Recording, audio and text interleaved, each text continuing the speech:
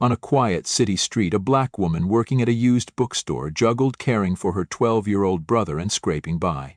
One late night, she found a luxury wallet. Its owner, a tech CEO. Though struggling, she returned it untouched, refusing a reward.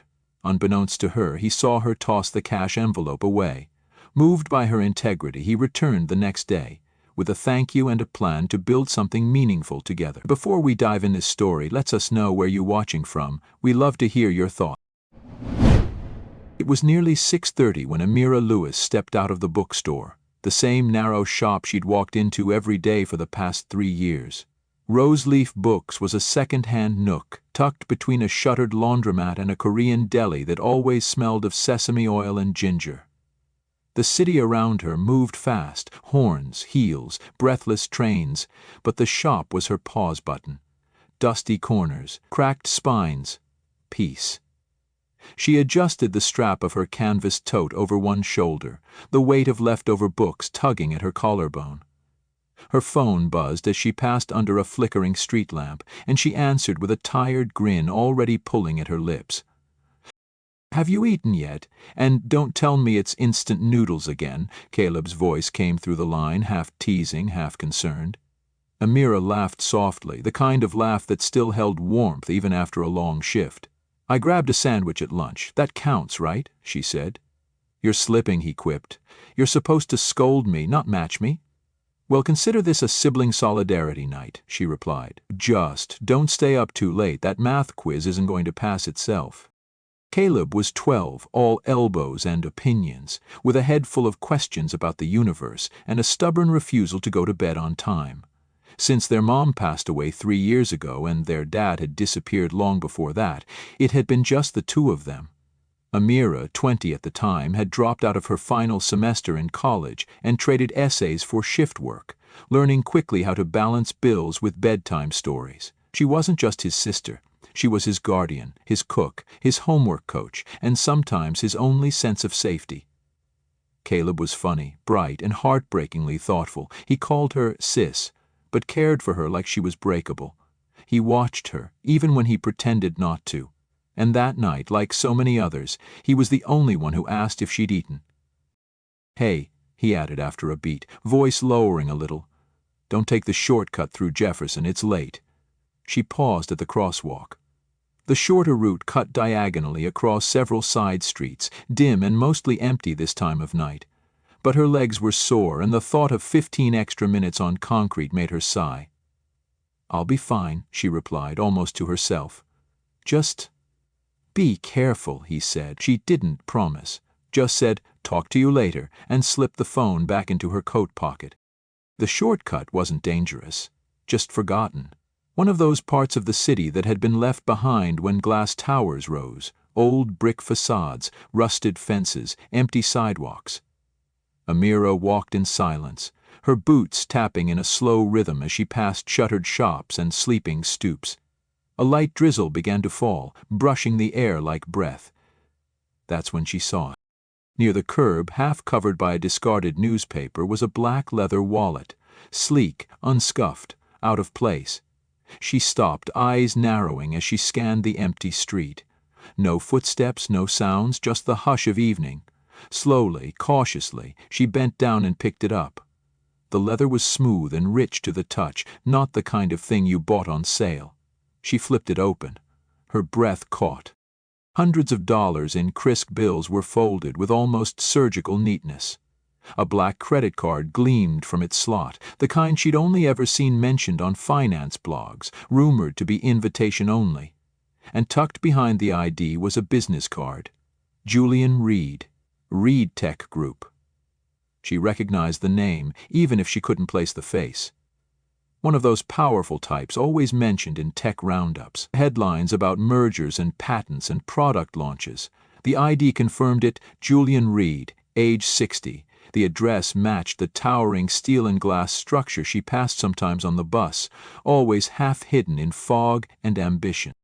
Amira sat down on a nearby bench, the wallet in her lap like it was ticking. For a long moment, she just stared at it. She'd been here before, not with a wallet but with a choice. Do the right thing, even when the right thing gave you nothing, or look away just once and maybe gain a little breathing room. Her fingers curled tighter around the wallet.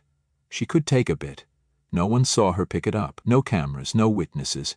Just a tired black woman on a tired street, clutching a shortcut to relief. Her mind raced.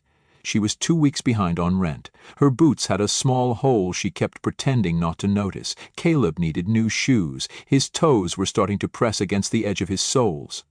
A part of her argued, just 100, no one would know, he wouldn't miss it. But deeper down, under the fatigue and the weight and the truth that kindness rarely pays in cash, something in her held firm. No, if she crossed that line, it wouldn't be about what she took, it would be about what she gave up. Herself. She closed the wallet firmly. "Not who I am," she whispered aloud, as if saying it would make it stick. The wind picked up slightly, and she stood, heavier now not from guilt but from clarity. She turned and walked, faster this time, as if to outrun the version of herself she'd just said no to. Her hand tightened around the leather, no longer weighing options, just holding on to what was right. The next morning, Amira sat at her small kitchen table, the black wallet resting on the worn wood between her and her laptop like a sleeping animal, silent but somehow still present. The apartment was quiet, save for the hum of the radiator and the occasional creak from the hallway. Caleb had already left for school, his backpack bouncing behind him, a peanut butter sandwich and apple packed carefully into his front pocket. Amira had barely slept. She kept replaying the moment she picked up the wallet, the weight of it, the small breath she'd taken before deciding who she wanted to be. Now, staring at the ID tucked inside, she felt the same stillness return, but with a strange new current running beneath it. Unease. She opened the laptop, typed slowly, Julian Reed, Reed Tech Group, CEO, age 60, Baltimore. The search results popped instantly. Articles, stock updates, photos from conferences, a handful of glowing interviews. One image showed him standing in front of a line of servers, hands clasped, eyes sharp behind wire-framed glasses. He looked precise, unshakable, one of those men who spoke in headlines and never needed to raise his voice. His company was headquartered just 15 blocks away, glass, steel, and sleek promises. She clicked on the contact page. No direct number, just a generic intake form. She stared at it for a long time before typing. Subject, found wallet. "Hi, I found a wallet on Jefferson Street last night. It has ID for Julian Reed. Everything's intact. Please let me know how to return it." She hesitated, then added, "I didn't take anything, just wanted to get back to the right person." She hit send. No flourish, no smiley face, just facts. That's how the world liked its honesty. Dry, clinical, contained. It wasn't long before the reply came. An assistant from Reed Tech, Kelly J. at reedtechgroup.com, wrote back with the kind of tone Amira had grown up recognizing. Polite, professional, and cold enough to chill tea. "Thank you for your message. Mr. Reed has authorized us to retrieve the item. Please bring the wallet to Reed Tech headquarters, 1410 Inner Harbor Way, 23rd floor reception, anytime between 9 a.m. and 3 p.m. today. Kindly ask for Kelly." No thank you for your honesty, no acknowledgement of the effort, no curiosity, just instructions. At 11:15, Amira stood in front of the Reed Tech building, her reflection fractured by panes of mirrored glass that stretched 23 floors into a sky too blue to be real. People moved past her in tailored coats and polished shoes, each on their own track, phones pressed to ears, eyes glazed from routine. She stepped inside. The lobby was silent marble and whispers, a piano playing through hidden speakers, the air too clean to feel like air. A woman at the front desk barely looked up when Amira approached. "I'm here to return a wallet for Julian Reed. Kelly asked me to bring it." The receptionist nodded, already typing. "Elevators to your right, 23rd floor." The ride was quiet and long. When the doors opened, the air smelled of lemons and leather. She stepped out into a waiting area of glass walls and minimalist chairs. Kelly appeared, early 30s, tailored cream blazer, sharp eyes. "You must be Amira Lewis. Thank you for coming," she said briskly, stepping forward. Amira pulled the wallet from her tote and handed it over. "Everything's in there. she said. Kelly took it without checking, already reaching into her bag. "Mr. Reed asked me to give you this," she added, holding out a small white envelope. Amira stared at it. "I didn't do this for a reward." "It's standard," Kelly replied flatly. "We appreciate your time." Her tone left no room for discussion, no hint of warmth. Amira took the envelope, not because she wanted it, but because refusing would have made the moment longer. She nodded once, turned, and walked away. She didn't make it 5 steps. Just before reaching the elevator, she paused beside a tall gray trash bin. She glanced at the envelope in her hand, turned it over. No name, no message, no weight of intent, just money, wrapped in silence. She opened it. The crisp edges of $100 bills met her fingers like a slap, clean, impersonal, exactly what it looked like. A payoff for being decent. A pre-packaged thank you, sterile and forgettable. Without a word, she dropped it into the trash. It made no sound when it landed. She stepped into the elevator, the doors sliding shut behind her, sealing the moment in brushed metal. Her reflection stared back. Tired eyes, frizzy hair pulled back with a pencil, coat too thin for November. For a second she almost laughed. Then she didn't. Back on the ground floor, the building let her go without resistance, and the city swallowed her up again, boots hitting sidewalk, wind clawing through seams in her jacket. She didn't regret it, but she did feel it. That small hollow where recognition might have gone, that sting of being good and still invisible. She didn't see the man standing at the far end of the hall as she walked away. She didn't see the way he watched her pause, open the envelope, and throw it out with a kind of finality that was quieter than rage and sharper than pride. She didn't see Julian Reed, just then arriving back at his office door, freezing in place as the woman who'd returned his wallet walked away without waiting to be seen. Julian Reed had never paid much attention to the comings and goings in the corridor outside his office. Most days he moved through that space like a formula. Conference room to elevator, elevator to car, car to meetings, meetings to silence. But that afternoon, as he returned from a quarterly debrief 2 floors down, something made him glance left. Just before he reached his office door. Maybe it was the sound of footsteps, soft but sure. Maybe it was instinct. Or maybe it was the unmistakable air of a moment that didn't belong to business as usual. And there she was. A young black woman in a worn coat stood just 10 feet away, her back straight, her hand holding a white envelope like it might burn through her skin. She looked down at it, not with awe, not with calculation, but with something that resembled grief. And then, with the ease of someone brushing away something that no longer mattered, she dropped it into the gray trash bin near the elevator. No hesitation, no second glance, the doors opened and she was gone. Julian stood frozen, his office key card in one hand, the other still curled from the coffee he'd meant to drink but now couldn't remember holding. Something about her, the clarity in her gesture, the quiet finality, clung to him in a way he hadn't expected. He entered his office slowly, the kind of slow that signaled the mind was somewhere else entirely. He set the coffee down, still full, and sat at his desk without logging into anything. For the first time that day, he didn't feel in control. A few minutes later, Kelly knocked softly and stepped inside, holding a slim manila folder. The wallet was returned, she said, by a woman named Amira Lewis. Everything was intact. Julian blinked. The name didn't register, but the face did. "The woman who just left?" he asked, his voice unusually quiet. Kelly nodded. "Yes, she was just here. Tall, black, maybe early 30s, wore a navy coat." Julian exhaled slowly. "She threw the envelope away," he said, more to himself than to her. "I saw her." Kelly didn't react. "She refused it?" "No," Julian said. "She took it, then she threw it out, deliberately." He leaned back in his chair, staring at the ceiling like it might offer an explanation. "Do we know anything about her?" Kelly opened the folder. She listed her email and name on the intake form, works at a bookstore downtown. Roseleaf Books. No other details. Julian nodded once. "Thank you." After she left, he sat alone for a long while.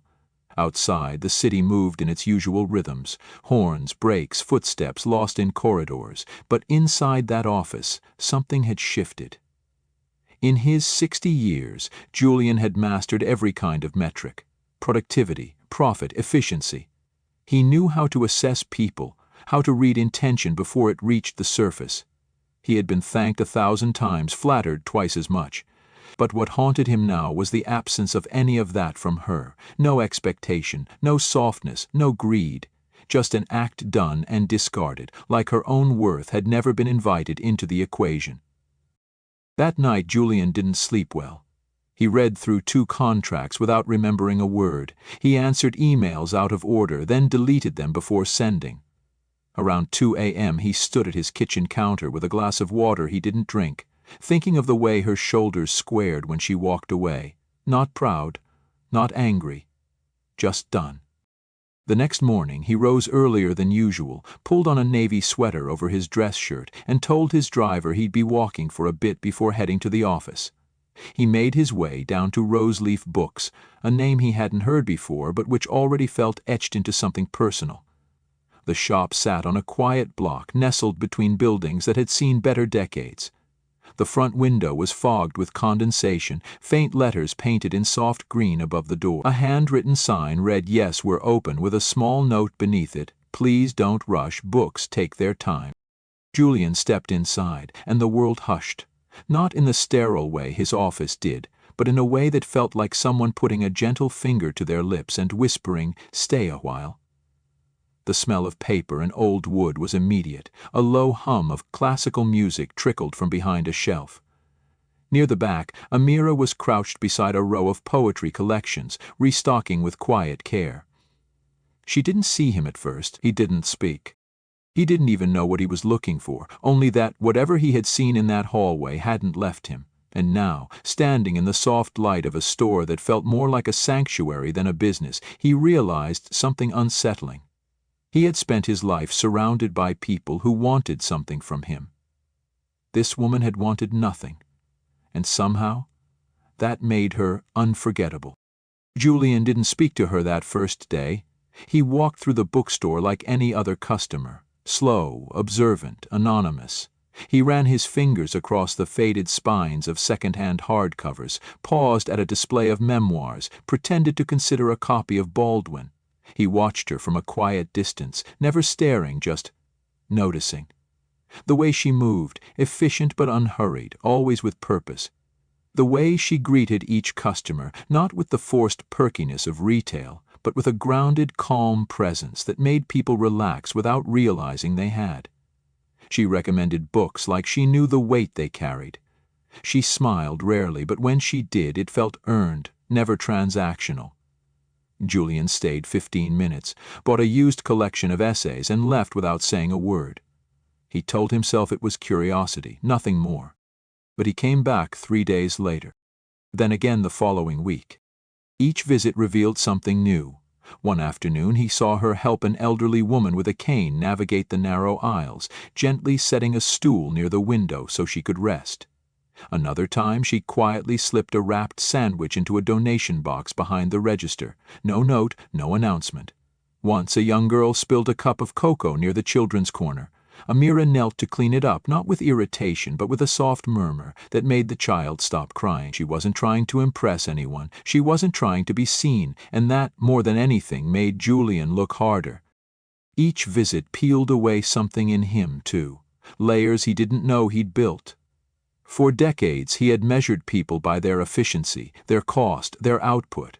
Every meeting had an angle, every conversation a potential leverage point. But this woman, this Amira Lewis, had no angle. She returned a wallet full of cash, discarded the reward, and never once followed up.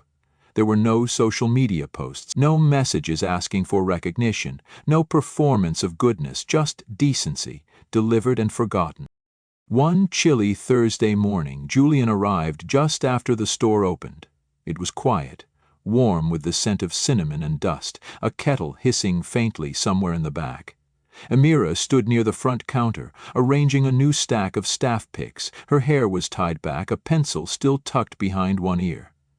He stepped forward, book in hand, not knowing exactly what he would say until he was already saying it. "I owe you something," he said quietly. She looked up, brows drawn faintly together, then relaxed into polite curiosity. "Do I know you?" Julian nodded once, slowly. "You returned a wallet. Last week. Read Tech." Something shifted in her expression, not fear, not regret, just recognition. "Right," she said. "Did you get it back okay?" He nodded, intact, every cent. A pause, and the envelope too, at least until it met the trash. She exhaled through her nose, not quite a smile. "Wasn't trying to make a statement, just didn't need the money." "I know," he said. "That's why I'm here." She studied him now, more carefully. "Most people wouldn't notice. Or care." "I noticed," Julian said, "and I've been trying to figure out why it stuck with me." He hesitated, then added, "In my world, people do things for cameras, for credit, for contracts. I couldn't stop thinking about someone who didn't want any of it." Amira leaned her elbow on the counter, arms crossed lightly. "Doing the right thing isn't always about the result." "I used to think it was," he said. "Return on investment, motivation, outcome, but you handed something back and walked away like it meant nothing. That kind of clarity, it's rare." She shrugged gently. "It's not clarity, it's just choice. My little brother asks me all the time if being good actually gets you anywhere, and I tell him, maybe not, but it lets you sleep at night." Julian nodded, eyes softening. "That's something I haven't done in a while." Silence settled between them, the kind that didn't need to be filled.